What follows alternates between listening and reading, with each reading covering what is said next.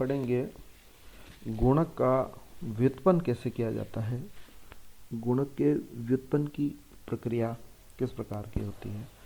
अब तक हमने गुणक की परिभाषा और जीएनपी की आइडेंटिटीज तथा नॉमिनल और रियल जीएनपी के बारे में पढ़ा। फिर हमने टैक्स कंजप्शन और सेविंग फंक्शन के बारे में भी पढ़ लिया है। और आज हम पढ़ेंगे कि जो गुणक है उसका व्युत्पन्न कैसे किया जाता है। जब अगर लमसम टैक्स लगाया जाता है, यानी एक मुश्त टैक्स लगाया जाता है जो कि फिक्स होता है, तो क्या स्थिति बनती है, उसमें हम लोग गुणक का व्युत्पन्न कर रहे हैं इसके अंदर। जब देखिए कि लमसम टैक्स लगाया जाता है यानी फिक्स टैक्स लगाया जाता है जो कि टी बराबर कांस्टेंट हो गया, तो रियल टैक्स रेवेन्यू जो कलेक्टेड का जो रियल टैक्स रेवेन्यू का जो कलेक्शन होता है वो लेवल ऑफ इनकम से अप्रभावित रह करके एक मुश्त हो जाता है। इस केस में क्या होता है कि जो समीकरण बनेगी वो इस प्रकार से बनेगी, c bracket y minus t constant, यानी ये लमसम टैक्स है आय पर जो लगा दिया गया है।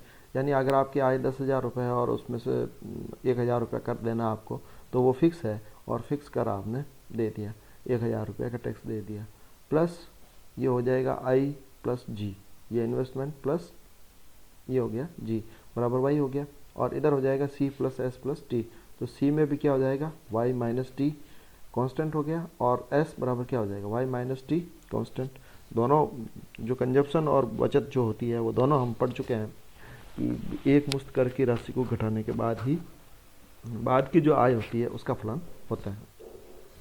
यानी कंजप्शन और बचत दोनों किसके फलन है, डिस्पोजेबल इनकम के फलन है। इसलिए ये भी क्या होगा, c is the function of y minus t और s is the function of y minus t also. तो ये भी डिस्पोजेबल इनकम का फलन है और ये भी डिस्पोजेबल इनकम का। तो ये होता है सी प्लस आई प्लस जी और ये होता है C plus S plus T. तो अब इसमें से सी को अगर हम घटा देते हैं दोनों तरफ से, each of the three parts of this expression, अगर इधर से भी सी और इधर से भी सी को अगर हमने हटा दिया तो इधर बचेगा आपके आई प्लस जी और इधर बचेगा एस प्लस टी। तो ये तो हो गया आई प्लस जी बराबर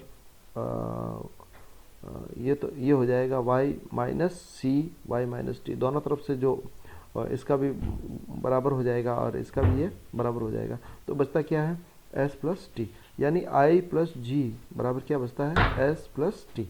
दोनों तरफ से सी वाई माइनस टी को कॉमन ले लिया तो इधर आ गया वो और माइनस हो जाएगा, ये इधर जाएगा तो बराबर के इधर जाएगा तो क्या हो जाएगा, ये भी माइनस हो जाएगा, ये भी बराबर के इधर जाएगा तो क्या हो जाएगा माइनस हो जाएगा।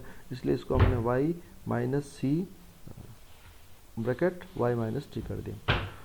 अब इसमें से अगर हमको इक्विलिब्रियम का चेंज प्राप्त करना है तो हम क्या करेंगे कि जो इन्वेस्टमेंट का केस है उसको हम डिफ्रेंशिएट करेंगे। इसको क्या करेंगे, हम इसका अवकलन करेंगे। तो लेफ्ट हैंड इक्वेशन का अवकलन करेंगे और उसमें equation in the equilibrium condition. तो देखिए अगर हम g को कांस्टेंट रखते हैं और i को भी कांस्टेंट रखते हैं तो क्या निकलता है, c का जो अवकलन होगा वो क्या हो जाएगा, ये तो कांस्टेंट हो गया i और g, तो जो y का अवकलन क्या हो जाएगा, एक हो जाएगा।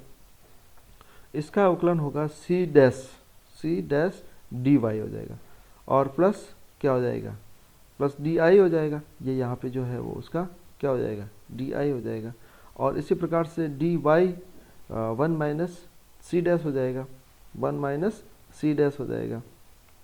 ये इस डी वाई को मैं इधर लाऊंगा, देखिए ये कैसे आया, ये देखने वाली बात है सबसे पहले। तो Y minus C Y minus T dash है यहाँ पे, तो इसका हो जाएगा आपके D Y minus C dash D Y और इसका टी का क्या कांस्टेंट है ये तो इसका एक हो जाएगा और ये बचेगा आपके डी आई के रूप में। तो C dash D Y plus D I बराबर क्या हो गया डी आई हो गया। तो अब इसमें से मैंने डी वाई कॉमन ले लिया तो क्या हो जाएगा 1 माइनस सी डैश हो जाएगा। तो ये हो गया आपके बराबर डी आई हो जाएगा। अब इस डी वाई में से इस डी आई को मैं भाग दूंगा और ये क्या होगा, नीचे चला जाएगा, तो 1/1 माइनस सी डैश हो जाएगा। सी डैश क्या है, एम पी सी, यानी कंजप्शन फंक्शन का ढाल। सी डैश क्या है, कंजप्शन फंक्शन का ढाल। तो 1/1 माइनस क्या हो जाएगा, ये एम पी सी हो जाएगा। यानी गुणक का जो व्युत्पन्न होगा वो किस प्रकार से हो जाएगा, 1/1 माइनस एम पी सी के।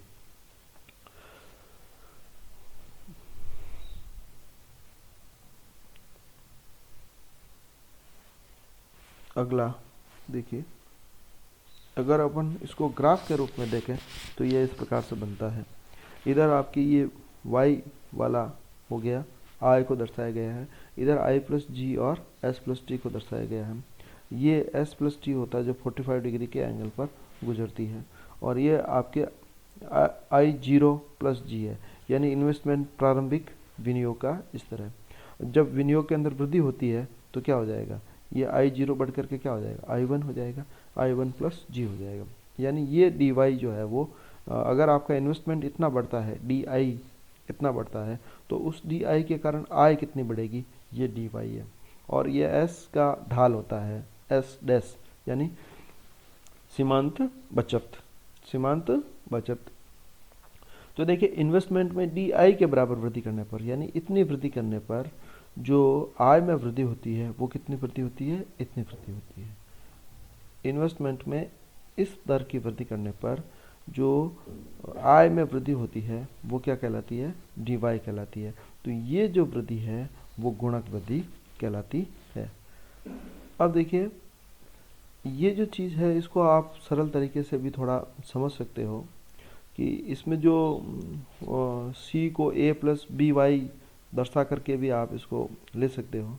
और चूंकि इन्वेस्टमेंट अपन बढ़ाते हैं और बढ़ा हुआ इन्वेस्टमेंट ये डी आई है, यहाँ पे जो डी आई दर्शाया हुआ है, इस डी आई के कारण आय में कितनी वृद्धि होती है उसकी गणना करने के लिए देखिए कि जो ही अपन इन्वेस्टमेंट में वृद्धि करते हैं, इन्वेस्टमेंट में वृद्धि करने से आय में वृद्धि होती है।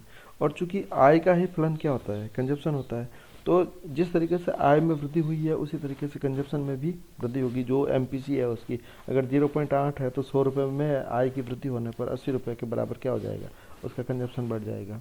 तो ये जो समीकरण बनती है D Y bracket 1 minus C dash बराबर क्या होता है, डी आई हो जाता है, बराबर क्या हो जाता है, डी आई हो जाता है।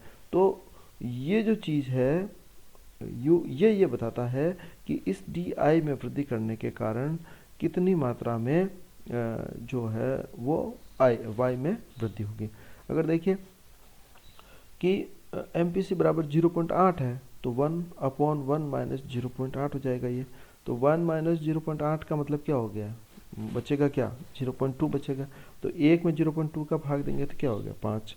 यानी मल्टीप्लियर का मान कितना आता है, 5। अर्थात आय में 100 रुपये की वृद्धि, इन्वेस्टमेंट में 100 रुपये की वृद्धि करने पर आय में कितनी वृद्धि होगी, 500 रुपये के बराबर वृद्धि होगी। इफ़ एम पी सी बराबर क्या है, 0.8 है। यानी लोग अपनी आय का अगर 80% हिस्सा खाने पीने पर खर्च करते हैं तो गुणक का मान कितना हो जाएगा, 5 हो जाएगा। और वही अगर लोग अपनी आय का केवल 60% हिस्सा ही खर्च करते हैं तो क्या हो जाएगा, 0.6 हो जाएगी एमपीसी। तो ये हो जाएगा 1/1 माइनस 0.6। तो 1 माइनस 0.6 का मतलब क्या हो गया, 0.4 बच जाएगा नीचे। अब 1 में 0.4 का भाग देंगे तो क्या आएगा, 2.5 आएगा। तो गुणक क्या हो जाएगा, 2.5 हो जाएगा। यानी अगर 100 रुपये के बराबर इन्वेस्टमेंट किया जाता है तो आय में वृद्धि कितनी होगी, 250 के बराबर। अर्थात एमपीसी अगर ज़्यादा होती है तो आय में वृद्धि भी ज़्यादा होती है, और अगर एमपीसी कम होगी तो आय में वृद्धि भी कम होगी। जितना गुणक का मान ज़्यादा होता है या एमपीसी का मान जितना अधिक होगा, गुणक का मान भी उतना ही अधिक होगा। आज के लिए हम लोग इतना ही पढ़ेंगे, अगली क्लास के लिए छोड़ते हैं। धन्यवाद।